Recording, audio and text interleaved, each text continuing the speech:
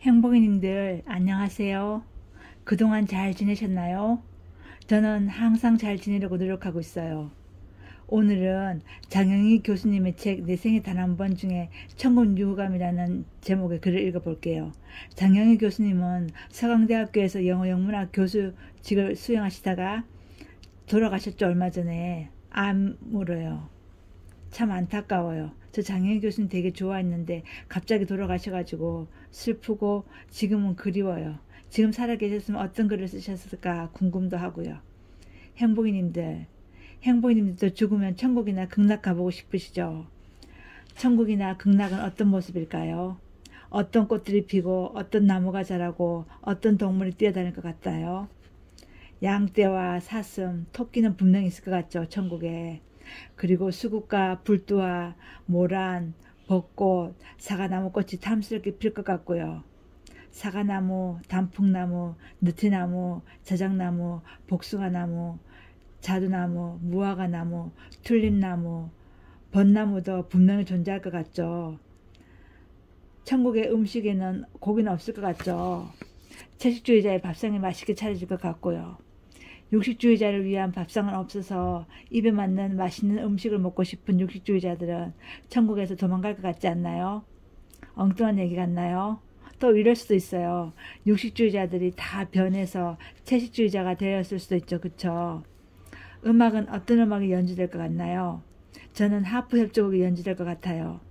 유명하고 따뜻하고 편안하고 참 탐스러운 핸델의 하프 협주곡이 하루 종일 연주될 것 같아요. 하프라는 악기의 소리는 참 좋죠.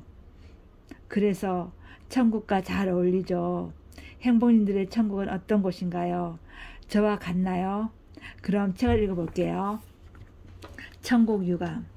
하루 일과를 끝내고 잠자리에 들기 전 잠시 눈을 감고 하루를 돌이켜보면 안도감과 허탈감을 동시에 느낀다. 그나마 커다란 실수 없이 하루를 마무리할 수 있었다는 안도감과 또 한편으로는 속절없이 아무것도 제대로 하지 못한 채 하루를 허비했다는 허탈감이다. 그야말로 화살같이 흐르는 나날들, 허무할 뿐 아니라 죄의식마저 느낄 정도였다. 장영희가 이 세상에 태어난 이유가 무엇이었는가? 장영희가 이 세상에 태어나 무엇을 하였는가? 귀한 생명 받고 태어나 한평생 살다가 죽을 때 이 세상에 손톱 자국만큼이라도 살다 간 좋은 흔적을 남길 수 있는가?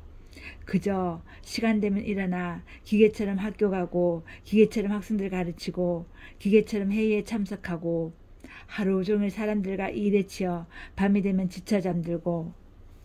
그런데 아이러니컬한 것은 이렇게 천편일률적인 삶 속에도 하루하루 살아가는 것은 왜 그리 힘든지, 항상 시간에 쫓겨 잠은 늘 부족하고 급하게 수업 준비하느라 밥이 코로 들어가는지 입으로 들어가는지도 모르고 학생들 야단치고 눈 흘기고 원고 마감 일자 못 지켜 조바심하고 누군가를 미워하고 사랑하며 울고 웃고 항상 기승전결 없는 연극처럼 극적인 하루하루인데 돌이켜보면 그저 물 흐르듯 흔적 없이 사라져버린 세월이다. 어제는 오늘 아침까지 제출해야 할 원고가 있어 밤을 새야 했다. 그런데 요즘 들어 부쩍 청력이 약해지신 어머니는 텔레비전을 너무 크게 틀어놓으시고 6살짜리 조카는 아래층 밑층으로 뛰어다니는 바람에 너무 시끄러워 일을 끝내지 못했다. 짜증스러운 마음으로 잠자리에 들었다가 엎친 데 덮친 격으로 자명종을 잘못 맞춰 늦잠을 자고 말았다.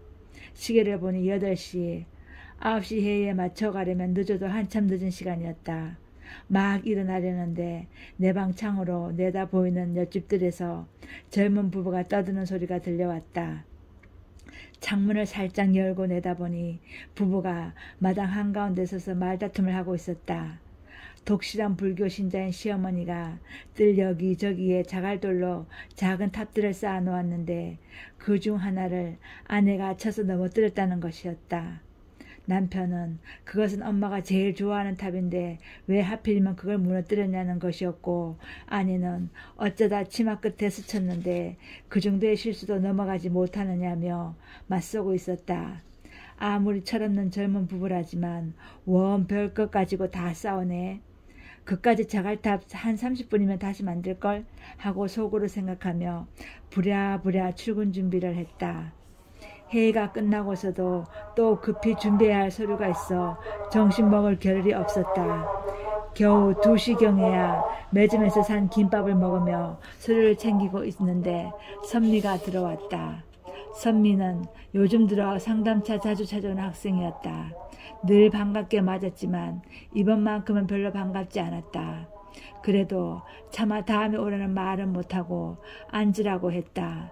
병으로 1년 휴학하고 나니 학교 생활에 적응하는 것이 힘들더라.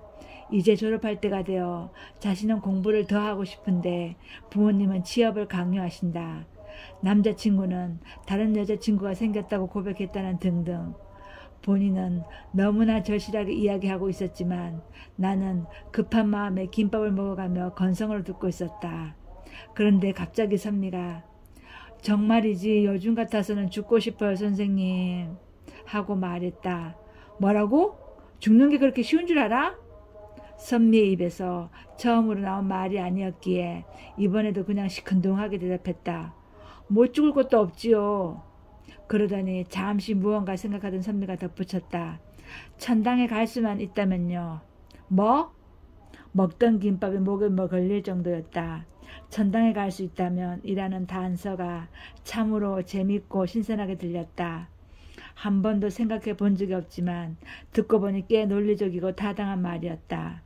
죄는 많이 지었지만 그래도 다행히 지옥불에 떨어지지 않고 천당에 갈 수 있다면 이 고달픈 삶을 지금 당장 청산하고 천당에 가보는 것도 어떠라 싶었다. 물론 가본 적은 없지만 이상하게도 천국하면 구체적으로 떠오르는 그림이 있다. 아주 평온하고 푸른 들판에 향기로운 미풍이 불고 아름다운 꽃이 피어있는 풍경. 그 위에 헐렁하고 편한 흰색 옷을 입은 사람들이 누워 하루 종일 천상의 음악을 들으며 기막히게 맛있는 음식에 천상의 음료를 마신다. 물론 일 따위는 할 필요도 없다. 우리가 알고 있는 것과 같은 시간은 존재하지 않으므로 죽을 필요가 없고 죽지 않으니 사랑하는 사람과 영원한 이별도 없다.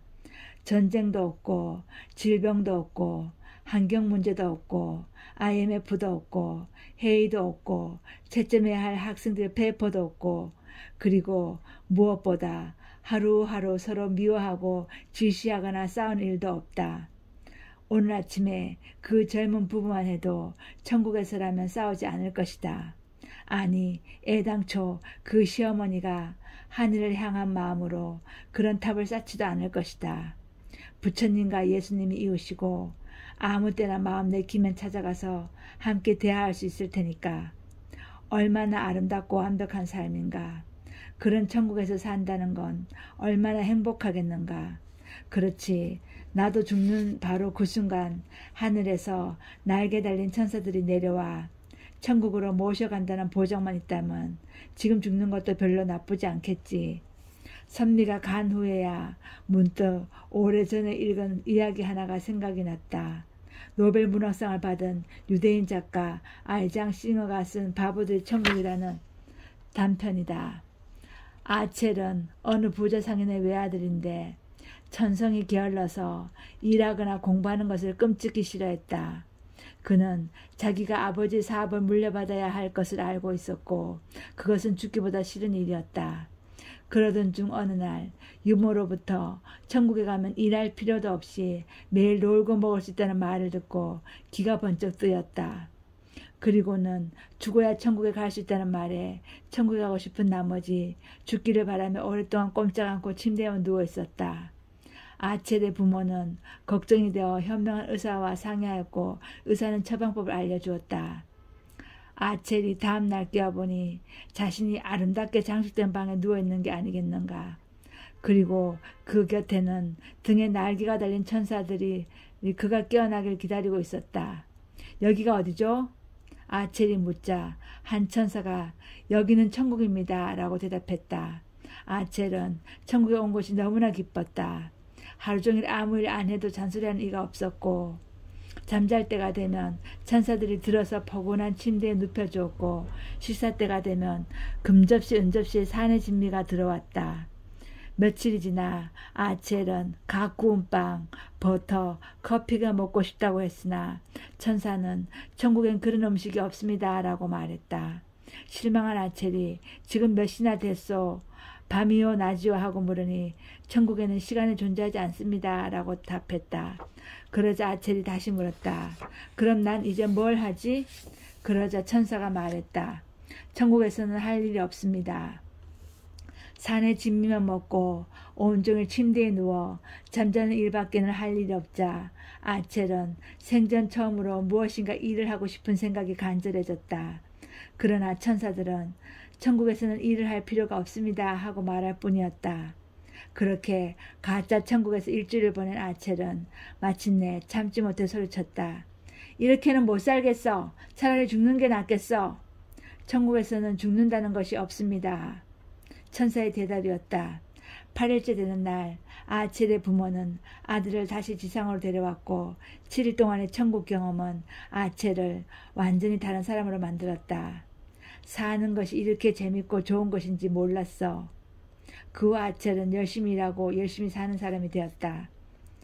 천국이란 내가 상상하는 그런 곳이라면 그곳에는 걱정거리 하나 없고 미워할 사람도 없고 완벽하게 아름답고 나쁜 일이나 슬픈 일도 일어나지 않는다.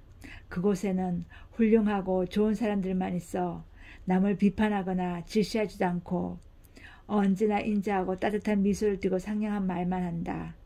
그런데 그런 천국에 정말 당장 가고 싶은지 생각해 볼 일이다. 소나기 한번 내리지 않고 거센 바람 한 줄기 불지 않는 완벽하게 아름다운 평원을 보며 희로애락의 감정 표현 없이 언제나 미소만 짓는 사람들. 원하는 모든 것이 그대로 이루어지고 아니 모든 것이 완벽하게 갖추어져 아예 그 무엇도 원할 필요가 없는 곳. 지상의 시간 개념으로 한 사흘만 살면 숨이 막힐 것 같다. 질시 아픔을 알기 때문에 용서가 더욱 귀중하고 죽음이 있어서 생명이 너무나 소중하고 시련의 고통이 있기 때문에 사랑이 더욱 귀중하고 눈물이 있기 때문에 웃는 얼굴이 더욱 눈부시지 않는가. 그리고 하루하루 극적이고 버거운 삶이 있기 때문에 평화가 값지고 희망과 꿈을 가질 수 있는 것이다. 오늘도 하루가 지나고 이제 해가 진다. 창밖을 보니 옆집의 젊은 부부가 언제 싸웠나는 듯 머리를 맞대고 키득키득 웃으며 오늘 아침 무너졌던 문제의 자갈탑을 쌓고 있다. 그들이 지금 있는 이곳이 바로 천국이 아닐까? 그 누구도 천국을 알지 못한다. 그럼에도 불구하고 나도 죽으면 지옥이 아닌 천국이라는 데로 가고 싶다.